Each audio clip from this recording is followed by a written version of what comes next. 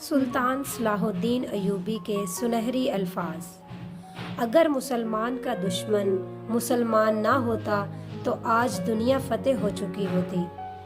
جب قوم کے نوجوان دین چھوڑ کر فحاشی کی طرف چل پڑے، وہ قوم بغیر جنگ کے ہار جایا کرتی ہے۔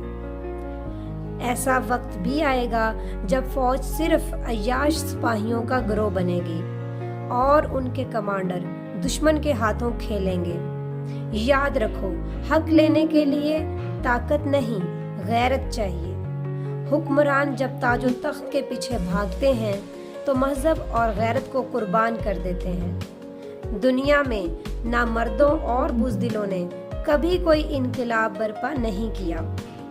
جس قوم کے نوجوان جاگ جائیں اسے کوئی شکست نہیں دے سکتا۔ لائک، شیئر اینڈ سبسکرائب ضرور کریں اور بیل آئیکن کو ضرور دبائیں تاکہ مزید انٹرسٹنگ انفارمیٹیو ویڈیوز آپ تک آسانی سے پہنچ سکیں۔